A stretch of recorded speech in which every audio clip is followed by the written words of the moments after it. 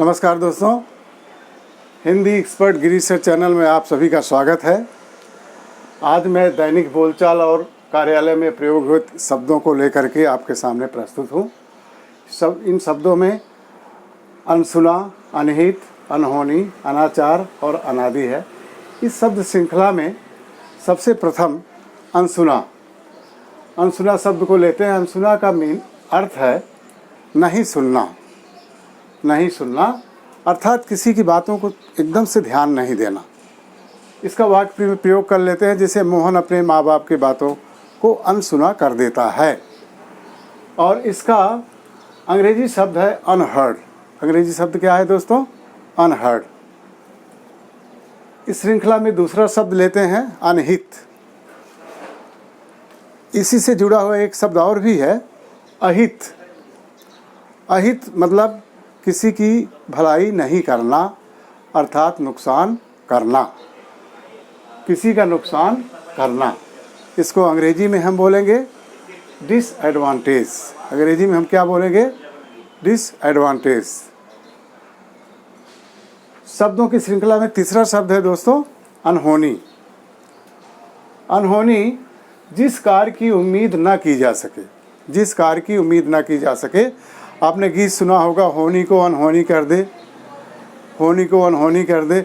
तो मतलब जो होनी है उसको अनहोनी करना, जो होना है, जिस कार्य को करना है उसे नहीं करना, उसको अनहोनी कहते हैं।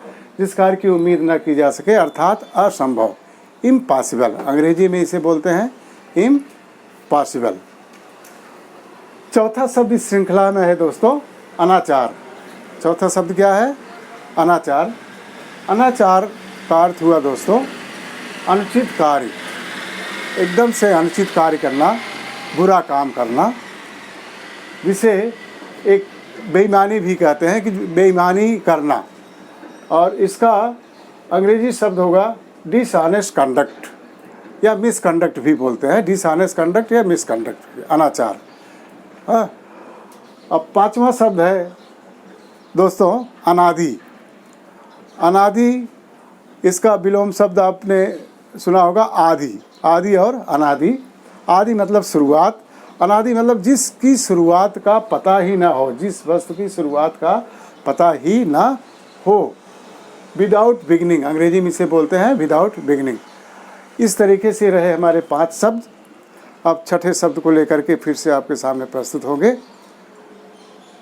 धन्यवाद दोस्तों। 10 शब्दों की श्रृंखला में अगला छठवां शब्द ये है अनाप शनाप। 7वां है अनाम। 8वां है अनामिका। 9वां है अनायास। 10वां है अनाहत। आइए शुरू करें छठे शब्द से अनाप शनाप। अनाप शनाप आपने सुना होगा, लोगों के बीच में कहते सुनते, क्या अनाप शनाप की बातें करता है। तो जिसका मीनिंग हो गया, हिंदी अर्थ हो गया बेकार की बातें, व्यर्थ की बातें। बेकार की बातें या व्यर्थ की बातें। इसका अंग्रेजी शब्द हो गया, लोग बोलते हैं भाई क्या नॉनसेंस टॉक कर रहे हो। अंग्रेजी शब्द है नॉनसेंस टॉक। अंग्रेजी शब्द क्या है? Nonsense talk. आइए दोस्तों 7वां शब्द लेकर प्रस्तुत हूँ अनाम। अनाम मतलब जिसका कोई नाम ही ना हो, नेमलेस, गुमनाम। लोग ये शब्द बहुत प्रचलित है। लोग कहते हैं गुमनाम हो गया। गुमनाम मतलब गायब हो गया, जिसके नाम का पता ही ना हो। जिसके नाम का पता ही ना हो, जिसका हिंदी अर्थ है गुमनाम, और जिसके नाम का पता ही ना हो, जिसे अंग्रेजी में हम एनोनिमस कहते हैं। लोगों के बीच में कहते हुए सुना जाता है कि ये भैया किसी ने एनोनिमस लेटर लिखा है जिसका नाम ही नहीं है, नाम का पता ही नहीं है, तो एनोनिमस बोलते हैं। 8वां शब्द है दोस्तों अनामिका। अनामिका अर्थात नाम रहित, जिस नेमलेस, नाम रहित। दूसरा एक और लोग कहते हैं कि अनामिका अंगुली, जो पाँच अंगुली हमारी होती है उसमें एक अनामिका अंगुली है। जिस अंगुली में हम अंगूठी पहनते हैं उसको अनामिका बोलते हैं। तो रिंग फिंगर, जिसे हम बोलते हैं ना रिंग फिंगर, या इसको आगे भी बोल सकते हैं नेमलेस। आगे क्या कह सकते हैं? नेमलेस दूसरा शब्द है। तो इस तरीके से अनामी क्या मतलब नाम रहित, जिस अंगुली में अंगूठी पहनते हैं, इस तरीके से इसका मीनिंग हिंदी अर्थ लिया जा सकता है, 2 अर्थ। अब नवा शब्द है दोस्तों अनायास। अनायास मतलब बिना कोशिश के, बिना कोशिश मतलब कोई भी कोशिश नहीं करना, फिर भी आपका काम हो जाना सहज रूप में, सहज रूप में काम कर मतलब हो जाना या आसानी से काम हो जाना, जिसे हम कहते हैं अनायास हो जाना। तो सहज रूप में काम हो जाना, और अंग्रेजी में हम कहते हैं विदाउट इफ़र्ट। अंग्रेजी में हम बोलते हैं विदाउट इफ़र्ट, बिना कोशिश किए काम होना, उसको अनायास बोलते हैं। अंतिम शब्द है अनाहत। अनाहत मतलब जैसे किसी व्यक्ति का एक्सीडेंट हो जाता है, कोई गिर पड़ता है गाड़ी से, मोटर से, तो या किसी से टकरा के गिर जाता है, तो उसको बोलते हैं अनाहत। अनाहत मतलब बिना घाव या चोट लगे, वह इंसान अनाहत रूप से बच गया, वह अनाहत रूप से बच गया। तो बिना घाव या चोट लगे, और जिसका अंग्रेजी शब्द है अनवुंडेड।